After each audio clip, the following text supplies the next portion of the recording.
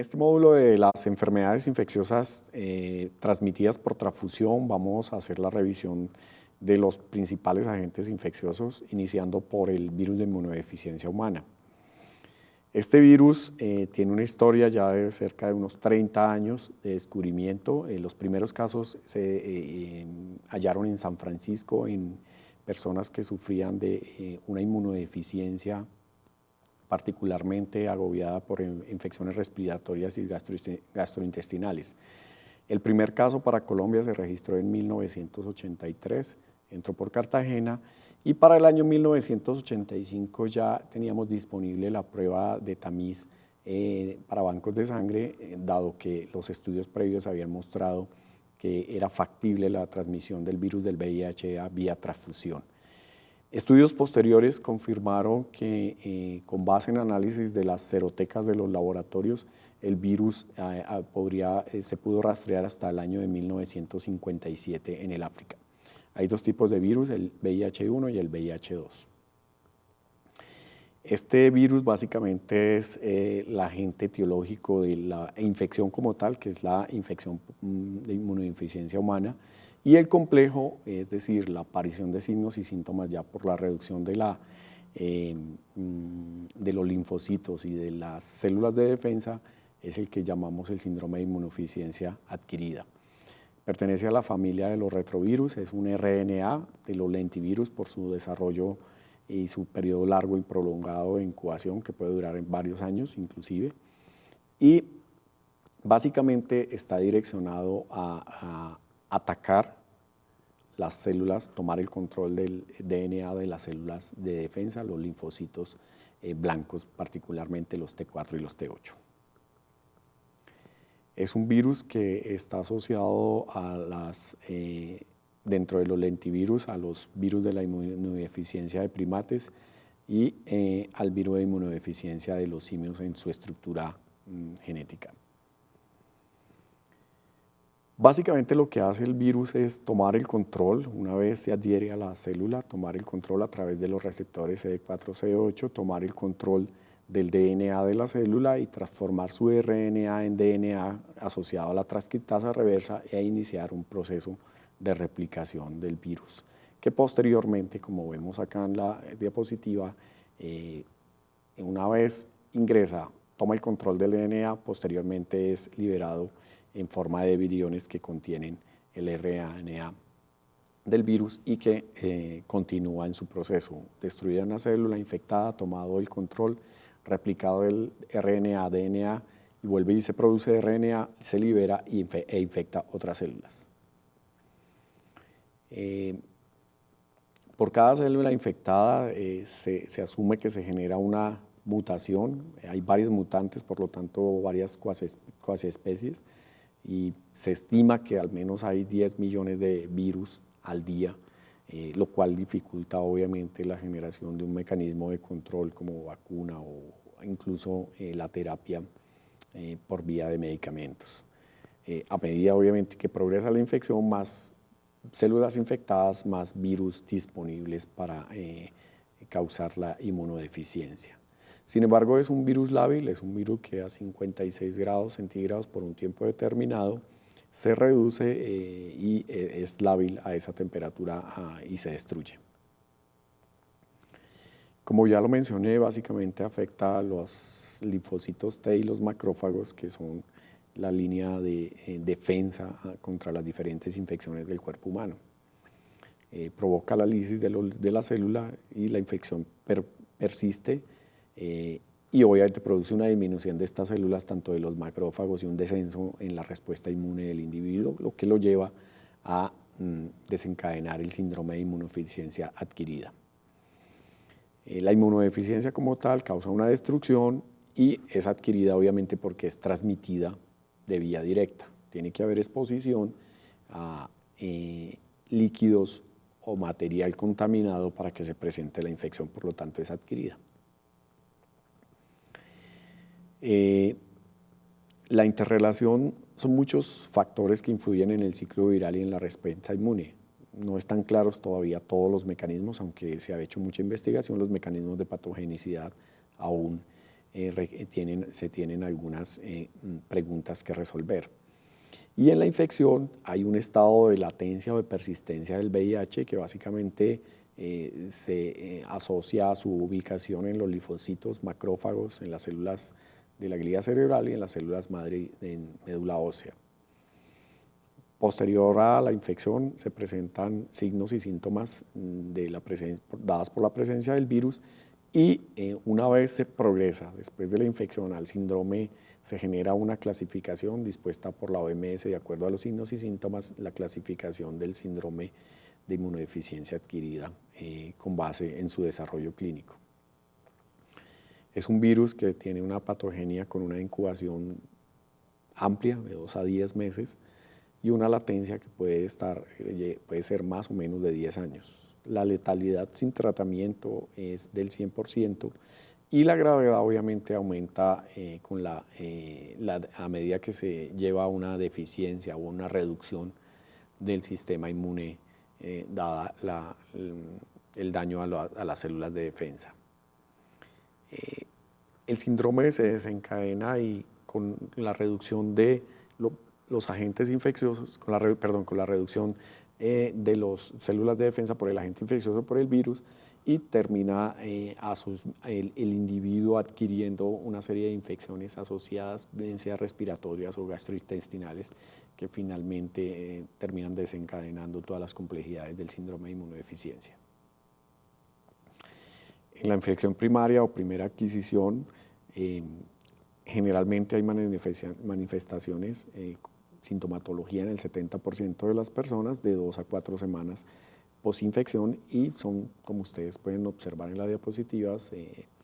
síntomas o signos generales, fiebre, faringitis, rash, mialgias y artralgias que no son patonemónicas de esta infección, sino podrían también confundir con otro tipo de infecciones. Si los síntomas están presentes, es un pronóstico no adecuado, o sea, cuando el individuo en la primera infección hace síntomas, se ha estimado, de acuerdo con los estudios, que en menos de 5 años hará su progresión al síndrome de inmunodeficiencia, es decir, hará un curso rápido de la infección al síndrome. Ya entrando un poco más en lo que nos atañe en torno a los mecanismos de infección y cómo juntamos la presencia o la discusión en torno al conocimiento del virus y su relación con el tema transfusional, tenemos que recordar que los mecanismos de transmisión son 3. Mayoritariamente es una transmisión sexual y seguida de una transmisión parenteral y una transmisión perinatal donde básicamente tiene que estar el componente de fluido infectado en contacto para que esta infección se transmita. En el tema parenteral está toda la asociación con jeringas, inyecciones, incluso con las cuchillas de afeitar infectadas cuando se comparten y obviamente nuestro tema central que sería el tema de la transmisión por transfusión cuando ésta no está sometida a los controles adecuados, bien sea por las pruebas y además por la selección de un donante adecuado. En la transmisión sexual, pues se asume que todos los infectados están independiente del estadio en que estén en probabilidad de transmitir la infección, o los estadios avanzados, obviamente la primoinfección y los estadios avanzados donde hay mayor circulación viral, la posibilidad de transmisión es mucho más alta. La concentración de virus en plasma y semen es inversamente proporcional al número de linfocitos CD4. Cuando se deprimen los linfocitos aumenta el nivel de la viremia. Si la persona, el individuo recibe tratamiento, obviamente esto reduce la carga viral y el riesgo de transmisión del virus. La transmisión sexual tiene que darse o se da por el intercambio de fluidos infectados, como ya lo mencioné, bien sea semen o secreción vaginal y sangre, cualquiera de las combinaciones, o las prácticas, para el caso de las prácticas sexuales de riesgo, como el sexo oral o el sexo anal, particularmente en donde hay fractura del tejido y este contacto de fluidos infectados y demás entre personas infectadas y no infectadas, obviamente. En el segundo mecanismo de transmisión, que se refiere a la transmisión sanguínea, básicamente tiene que estar el componente infectado para que haya transmisión. Infectado porque no se hizo un adecuado control y se liberó para transfusión. También están otras prácticas en la parenteral, como la cirugía, el uso de instrumentos contaminados, en el caso de la odontología, la cirugía, el accidental por pinchazos o agujas o lancetas contaminadas, o los usuarios de drogas intravenosas, que es otro mecanismo de transmisión parenteral, que se da por compartir las jeringas unos a otros entre los usuarios. Enfatizo que tiene que haber contacto con fluidos entre el infectado y el no infectado para que ésta se transmita. En la transmisión perinatal de madre a hija, generalmente lo más común es que se dé en el embarazo por la placenta, la ruptura de la placenta, y hay contacto entre la sangre de la madre infectada y el bebé, o en el momento del parto, que es lo más común que se ve. El riesgo se estima que es entre el 20 y el 40% de riesgo de transmisión de la madre al bebé infectado. Sin embargo, este riesgo puede reducirse inclusive a cero si la madre recibe tratamiento pertinente antirretroviral. También se sabe que se transmite por la leche materna, y particularmente para el caso de los bebés es necesario confirmar vía molecular, vía la detección viral en la muestra del bebé, el virus, valga la redundancia. Porque las pruebas convencionales de anticuerpos no discriminan entre los anticuerpos de la mamá y los anticuerpos del bebé, que pueden estar circulando juntos en la sangre del bebé. O realizar las pruebas de anticuerpos posterior a los 8 o 10 meses en que se hayan depurado los anticuerpos de la madre y el sistema inmunológico del bebé permita con mayor claridad la detección de sus anticuerpos. El promedio de vida de los bebés infectados es inferior a 5 años. Se han estudiado muchos aspectos en torno a la estructura, tal vez es de los virus que más se ha estudiado y del cual tenemos mayor conocimiento en torno a su estructura viral y a su estructura génica y proteica. Como ustedes pueden ver acá, las partículas, las proteínas identificadas, P120, 41, el mismo P24, son las mismas proteínas o moléculas que hemos utilizado para el desarrollo de las pruebas de detección y de diagnóstico, tanto en pruebas convencionales de anticuerpo o en las pruebas suplementarias o confirmatorias como el Western blot o los ensayos lineales. Esta fotografía muestra cómo está distribuida este esquema de proteínas en la estructura viral, desde la parte exterior a la cápside central donde se encuentra el P24 como partícula central. Consta de genes, 3 genes estructurales, el gen de envoltura, el gen de la polimerasa y el gen de proteína de partículas, y unos genes reguladores que modulan la función del virus y tienen efectos sobre algunas proteínas biológicas del virus y modulan la relación virus-célula infectada. Esta básicamente es el peso estimado en kilobases del virus. Y como mencioné en algún momento al comienzo, este virus existen 2 tipos, el tipo 1 y el tipo 2, y dentro del tipo 1 hay varios grupos, al menos 3, el último recién descubierto hacia el año 90, 91, es el Auliet. Entonces tenemos el M de mayor, el Aulier, y el New, M-O-N, como grupos. Dentro de los grupos también existen subgrupos, como ustedes pueden ver, hay un número importante de subgrupos, lo cual hace que el desarrollo tanto de los mecanismos de control vía vacunas o vía medicamentos, pero además los mecanismos de detección, como son las pruebas de detección tanto moleculares o las pruebas de detección convencionales de anticuerpos, deban tener una complejidad importante que abarquen el mayor número de detección probable de estos tipos y subtipos del VIH. En esta diapositiva ya nos enfoca mucho más a la discusión del papel del VIH en términos de la detección desde los bancos de sangre,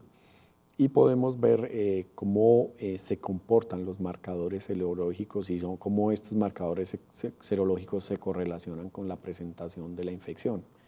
En la primoinfección o infección aguda primaria hay una alta circulación, una alta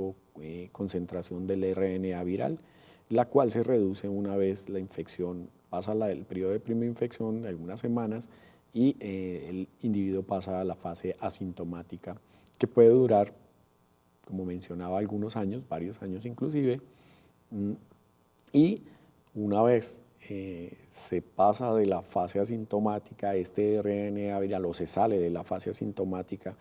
por incremento del RNA viral, no está claro el mecanismo por el cual esto se dispara todavía, empieza a ascender el RNA viral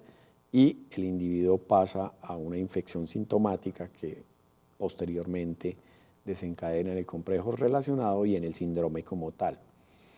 Esto para el curso del RNA viral. Primoinfección, un periodo asintomático donde desciende el número de la carga viral, la cantidad de virus circulante,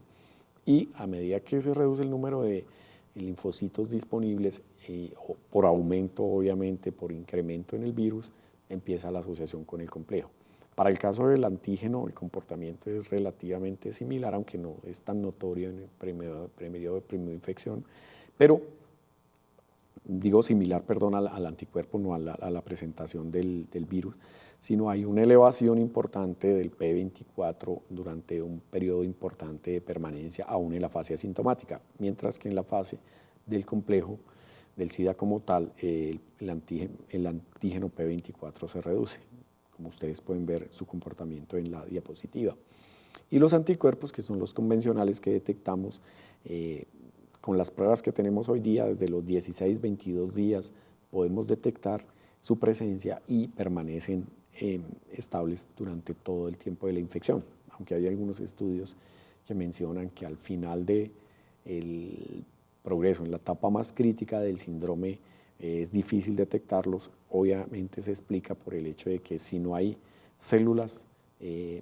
linfocitos T y glóbulos blancos en general que produzcan los anticuerpos, porque el virus los ha atacado, pues es difícil hacer esta detección. Es un mecanismo que explica esto. En general hay pruebas de tamiz, pruebas presuntivas de detección y pruebas de confirmación de la infección. Y también están, además de estar separados en pruebas presuntivas y en pruebas de confirmación o de suplementación del diagnóstico, también están separados en pruebas directas, en términos de clasificación, indirectas y combinación. Directa se refiere a aquellas pruebas que nos permiten detectar el virus o la partícula o el antígeno como tal, es decir, o un componente del virus directamente, que son los métodos directos, bien sea el cultivo, bien sea la detección del antígeno P24 o la detección de los ácidos nucleicos o del virus como tal por técnicas moleculares PCR y pruebas de ácidos nucleicos, o indirectos, como el caso de las pruebas convencionales de detección de anticuerpos, donde lo que se detecta es la respuesta que genera el individuo ante el virus, no el virus directamente. Entonces, por eso lo llamamos indirecta, y es básicamente la detección de anticuerpos específicos y que se puede hacer por diferentes plataformas, bien sea como los inmunoensayos ELISA o los inmunoensayos de quimioluminiscencia o pruebas de aglutinación de partículas, entre algunas de las que tenemos disponibles. Recordar que para el caso de bancos de sangre están aceptados los ensayos, los inmunoensayos, bien sea en ELISA convencional, que conocemos, colorimétrico, o ensayos de quimioluminiscencia. Y hay algunos métodos que combinan tanto detección indirecta como detección directa, como el caso de la prueba que tradicionalmente conocemos como combo, donde se detectan anticuerpos y antígenos de manera simultánea. Las pruebas confirmatorias o simultáneas, existe la inmunofluorescencia indirecta también de detección de anticuerpos, Western blot, los ensayos en línea y los radioinmunoblot también, que son pruebas de detección de anticuerpos. Existe un periodo entre el tiempo de infección y el tiempo probable de detección serológica o molecular o de la partícula viral o del antígeno del virus, y ese tiempo es el que técnicamente conocemos como periodo de ventana. Esto puede variar para algunos escenarios de presentación en los individuos de 3 a 6 meses o menos inclusive con lo que los desarrollos tecnológicos que se han hecho con base en las plataformas de pruebas de tamiz actualmente desarrolladas. Obviamente en esa fase, aunque el virus no sea detectable por las pruebas que tenemos disponible, hay una circulación viral y hay una probabilidad de transmisión de la infección. En esta diapositiva ustedes pueden observar los tiempos de periodo de ventana, los tiempos establecidos acorde con el conocimiento actual, tanto de las pruebas y el conocimiento científico que permite esa detección. Y básicamente lo que nos muestra la diapositiva es que las pruebas directas de reconocimiento del RNA viral oscilan entre 6 y 11 días más o menos, se estima el tiempo, es decir, que teníamos un periodo de ventana entre al menos 11 días como máximo para las pruebas moleculares, y para las pruebas combo que combinan antígeno P24 y detección de anticuerpos, como ya lo mencioné, se estima que el periodo de ventana es de 16 días. Para las pruebas indirectas, es decir, detección únicamente de anticuerpos contra el virus de inmunodeficiencia humana, el tiempo de periodo de ventana estimado es de 22 días. Ratifico, ese tiempo es entre la infección y la posibilidad de detección por las técnicas actuales. Esto obviamente tiene variaciones asociadas al desempeño de la prueba y variaciones asociadas al el comportamiento biológico del individuo en torno a la generación de cierta cantidad mayor o menor de anticuerpos que faciliten su detección y los tiempos de producción también. Las pruebas también están clasificadas acorde a sus desarrollos o a los desarrollos que se ha tenido, a los mecanismos de desarrollo y a la implementación de mecanismos de detección. Las primeras pruebas que aparecieron fueron pruebas que se usaban de lisados del virus, lisar el virus, sonicarlo, virus purificado de cultivo, sonicarlo y, por decir de una manera coloquial, cortarlo y extraerlo para desarrollarlo en las plataformas de ese momento, bien sean inmunoensayos o pruebas de inmunofluorescencia. Pero esto hace que estas pruebas, por este mecanismo, que es, por decirlo así, de alguna manera rudimentario, tengan inconvenientes en términos de su sensibilidad y especificidad. Son pruebas de muy alta sensibilidad y muy poca especificidad. Como conocemos técnicamente, son pruebas de esta primera generación que generarán mucho ruido, y buena parte de lo que se asumía como reactivo, presuntivo, terminaba no siendo confirmado como verdadero por la estructura de obtención del antígeno para ese momento. Después vinieron los ensayos mejorados, básicamente en proteínas recombinantes o péptidos sintéticos, donde una porción del virus se puede producir de manera técnica en recombinarla en técnicas de ingeniería genética para que esa proteína se replique N veces y sea específica de la porción más antigénica del virus que nos permita mejorar la detección. O, en el caso de ya los péptidos sintéticos, reconociendo esa partícula, poderla fabricar, sintetizarla y estructurarla en la prueba de detección para que facilite la búsqueda de los anticuerpos en la muestra que agregamos. La tercera generación consiste básicamente en la mejora de las plataformas y la mejora de los mecanismos de detección, usando pruebas en general de péptidos sintéticos o de péptidos recombinantes, estructurar diferentes mecanismos de detección del virus. Lo que se ha visto es que las pruebas tipo sándwich, es decir, que permiten detectar por al menos dos sitios diferentes el virus, dos epítopos diferentes del virus, son las que generan la mayor sensibilidad y especificidad conocida para la detección de los anticuerpos o del antígeno en el caso del P24 del VIH. Y la cuarta generación es el combo también. Bueno, la tercera generación además hizo una implementación de la detección de los anticuerpos IgM, que eso reduce el tiempo de periodo de ventana. Y la cuarta generación es la combinación antígeno-anticuerpo, que también marcó un paso importante en la reducción de la prueba convencional de anticuerpos a la prueba combinada de antígeno-anticuerpo en más o menos una semana de reducción del periodo de ventana.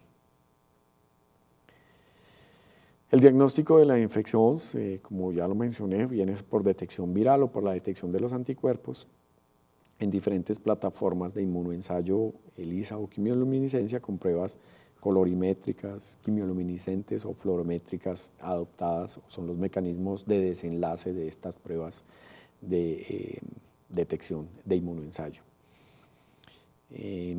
Ratificar que hay pruebas presuntivas. Con las pruebas presuntivas, para el caso de los bancos de sangre, una prueba presuntiva genera un resultado reactivo o no reactivo que permite tomar la decisión de usar o no usar la unidad. Si la prueba es reactiva, para el caso del VIH,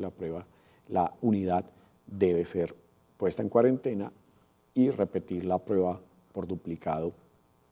de tubo y de bolsa obtenida, de tubo de muestra y de bolsa de sangre obtenida del donante, nuevamente por duplicado, y con 2 de 3 resultados se decide si esa unidad definitivamente debe ser descartada porque presenta 2 de 3 resultados reactivos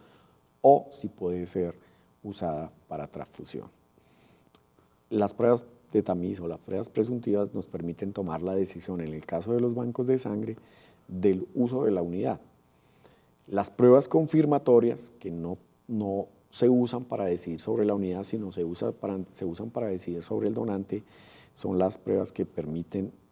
valga la redundancia, confirmar que esos anticuerpos de sospecha o presuntivos o ese antígeno de sospecha que teníamos allí efectivamente corresponde al virus o efectivamente corresponde a anticuerpos contra el virus. Las pruebas de tamiz en general pueden una combinación de detección de anticuerpos o de antígeno, y las pruebas confirmatorias, como ya lo recalcamos, detectan los anticuerpos específicos o específicamente el antígeno vía neutralización, como sucede con la prueba para el P24. En general, las pruebas son inmunoensayo tipo ELISA o quimioluminiscencia, y hay diferentes plataformas, tanto en ELISA, particularmente en ELISA o en quimioluminiscencia, pero particularmente en los EIA convencionales, que bien sea una detección indirecta, una detección competitiva o una detección tipo sándwich, como ya lo mencionamos, o ensayos de captura, que se usan particularmente para la detección de anticuerpos IgM. Este cuadro es para significar cómo las pruebas tipo sándwich, tanto en EIA, en ELISA normal o en quimioluminiscencia, con antígeno de péptido recombinante o péptido sintético y configuración tipo sándwich de doble mecanismo de detección, son las que muestran la mayor especificidad y la sensibilidad más elevada en la detección de este tipo de anticuerpos o de antígeno, y obviamente son objetivas porque no dependen de la interpretación, de la lectura o del grado de aproximación que pueda tener el individuo que las esté ejecutando, como sucede con las pruebas de aglutinación, que requiere una lectura visual, sino,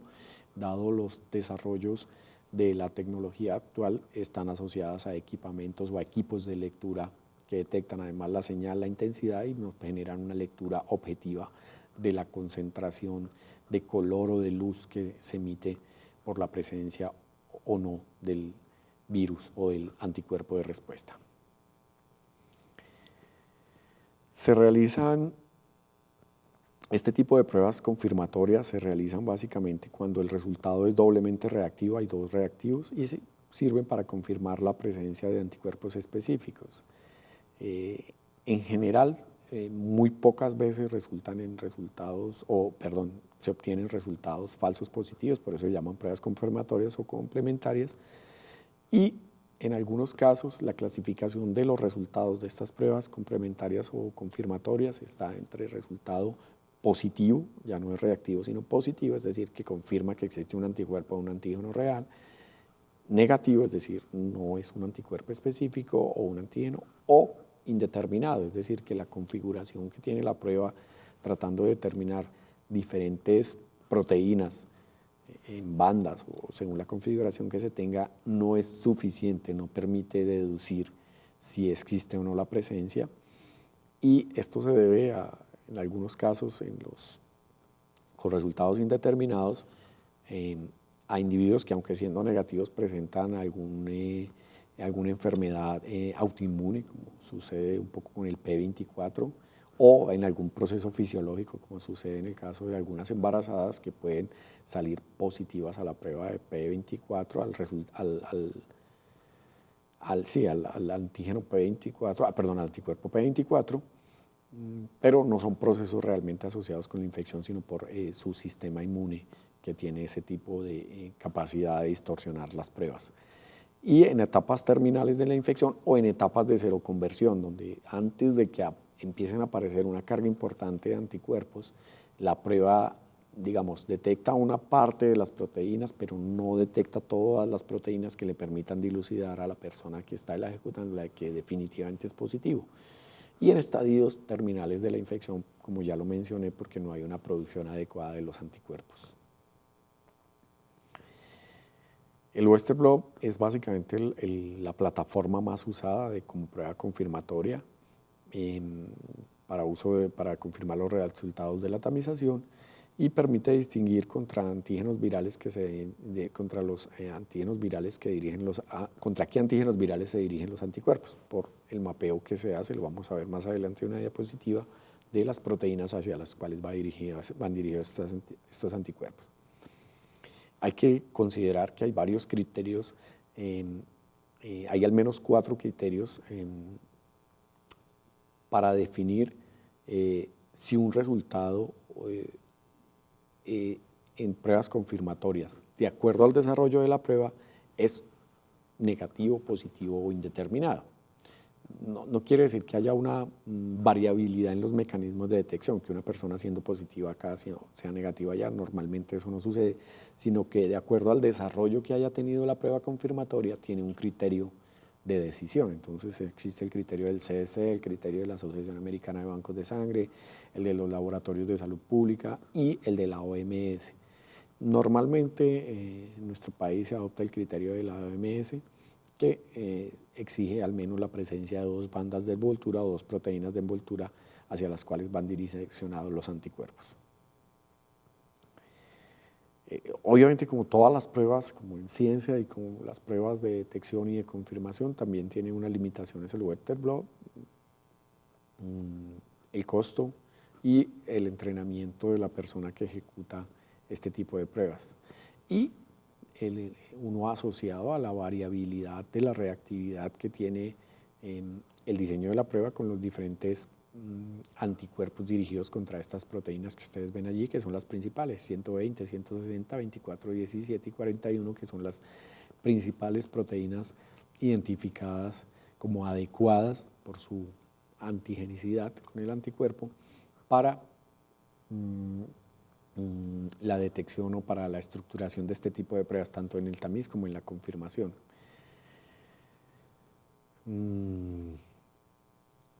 Los ensayos tipo LIA, digamos, es característico usar prueba como confirmación el Western, y los ensayos suplementarios como los ensayos lineales como el LIA o el RIPA permiten también la detección de manera similar, tienen un comportamiento similar al Western blot. Las pruebas de antigenemia que permiten medir el P24 son, como ya lo mencioné hace un rato, son las pruebas adecuadas para la detección, las pruebas directas como las de antigenemia o moleculares para la detección de la infección en niños o hijos de madres infectadas, dado que los anticuerpos no son, la detección de anticuerpos no es el mecanismo más adecuado por la cocirculación de anticuerpos de la mamá y del bebé en el bebé. Hay otro tipo de pruebas como el cultivo bilar y las pruebas moleculares PCR o detección de ácidos nucleicos que están teniendo un papel muy importante en los bancos de sangre. Aquí básicamente se resume esquemático cómo se establece el algoritmo de diagnóstico de infección en individuos sin riesgo, que parte desde una muestra que requiere ser llevada a una prueba de ELISA, y de ahí se decide si es reactivo, se lleva a una prueba confirmatoria y tiene opciones de ser positivo, indeterminado o negativo. Si es indeterminado, debe hacerse un ensayo lineal para tratar de dirimir de la mejor manera la presencia de las bandas allí, y si aún continúa indeterminado, se puede hacer otro tipo de pruebas o se puede postergar para la ejecución posterior de la prueba 1 mes, 2 meses después, donde se estime haya una mayor carga de anticuerpos y de respuesta del individuo contra la infección. A esto me refería. Ustedes pueden ver aquí en la diapositiva las bandas que están marcadas en las tiras de gel de agarosa donde se muestran las diferentes bandas, 120, 160, 120, 41, 24 y 17, y al correr en paralelo controles contra muestras se puede establecer que la ubicación de las bandas, qué tan homólogas son con los controles, y de esa manera se discrimina la presencia o no de estas bandas. Hay diferentes casos de indeterminado, infección por otro, no por el 1, básicamente las pruebas Western blot la mayoría son VIH-1, aunque hay unos ensayos también lineales y Western que tiene tipo 2, hay que verificar que si la infección no es 1, podría ser 2, periodos de cero conversión, pacientes de estadio avanzado, niños de madres positivas y reactividad inespecífica. Las pruebas de detección de antígeno, como ya lo mencioné, van dirigidas al P24 o a la carga viral, a la RNA viral presente en circulación. Las pruebas NAT, sin embargo, debe considerarse para su implementación en los bancos de sangre. Los costos, sin embargo, tienen una reducción importante del periodo de ventana, particularmente en VIH, hepatitis C y hepatitis B. Y pues el hecho de que sean pruebas que permiten reducir el periodo de ventana hace que sean pruebas de mayor sensibilidad cuando se apliquen de forma individual. Sin embargo, quiero resaltar esto, que pese a que las pruebas sean tamizadas o probadas con técnicas del mejor desarrollo, como tenemos las pruebas moleculares, aún existe la posibilidad de que haya una infección transmitida por transfusión, dado que seguimos teniendo un periodo de ventana. Ustedes ven aquí en este reporte el primer caso de infección por el virus, a pesar de haber sido tamizada con un RNA, con un mecanismo de RNA, la unidad. Entonces, eso simplemente nos recuerda que hay un periodo de ventana y que el conocimiento científico no ha logrado reducir la detección en línea. El individuo que se infecta, el individuo que inmediatamente es detectado, eso a la fecha no es posible, y eso lleva a las limitaciones que tienen las pruebas hoy día. Hay algunos casos de PCR en individuos seronegativos para VIH o causas de PCR en individuos, causas de PCR en individuos seronegativos. Periodo de ventana, es decir, antes de la seroconversión, entonces no la puede detectar la PCR, contaminaciones o otro tipo de componentes diferentes que hacen que la prueba no detecte. Particularmente allí es importante pensar en el periodo de seroconversión previo. Entonces, si se sospecha, si el individuo tiene riesgo, habrá que repetir en un tiempo prudencial la prueba. Casos de PCR en individuos positivos. Se dan algunos casos en la transmisión pasiva, como es la materno-fetal, en algunos casos de transmisión por transfusión, donde no hay una adecuada carga para la detección, o mutaciones que no sean detectadas por la prueba como tal, mutaciones del virus, obviamente. Bueno, los problemas de baja sensibilidad se han mejorado muchísimo. Hoy día las pruebas moleculares tienen un estimado de sensibilidad muy alto. Y básicamente el seguimiento de la carga y de las pruebas de detección para la carga viral se hace para seguir el pronóstico y clasificación de los pacientes VIH y de esa manera determinar el seguimiento, el tratamiento y el seguimiento de este tratamiento, más obviamente los exámenes anexos que deben darse para valorar el estado del paciente. Entonces, la combinación de la carga viral, es decir, la detección molecular del virus y la detección de los linfocitos CD4, esta combinación entre la presencia de virus y la presencia de anticuerpos es la que le permite a los clínicos estimar cuál es el grado de evolución de la infección o de progresión de esa infección. Particularmente en donantes tenemos una tasa de infección de 100 donantes por cada 100.000 donaciones. Ustedes pueden ver aquí los departamentos que tienen por encima de esto: Guajira, Casanare, Atlántico, Risaralda y Cesar, que básicamente también están muy asociados a la esta es la infección en donante, la presencia de infección en donantes, pero cuando uno toma la infección poblacional es muy similar el comportamiento de los departamentos. Eso de alguna manera es explicable. Los donantes son una porción de la población, que le hemos hecho una selección, sin embargo, de alguna manera representan la población. Y esto para resaltar cómo en rojo está la prevalencia de VIH, la tasa de VIH, y en verde está la tasa de donación voluntaria. Donde hay alto VIH, la punta azul, la punta roja está elevada, en la mayoría de los casos la punta verde está hacia abajo, lo cual indica donde hay pocos donantes habituales hay mayor presencia de VIH, lo cual enfatiza la necesidad de la donación voluntaria. En esta última diapositiva, como les resaltaba, está la prevalencia, la comparación de prevalencia de los diferentes poblaciones, la población general, la de donantes, y la población de donantes de países desarrollados como los Estados Unidos, y resalta el hecho de que tenemos que fortalecer los procesos en banco de sangre en términos al uso, mejoramiento de las pruebas, de aplicación de las pruebas, y particularmente a la selección de los donantes y la donación voluntaria habitual. Con esto hemos revisado el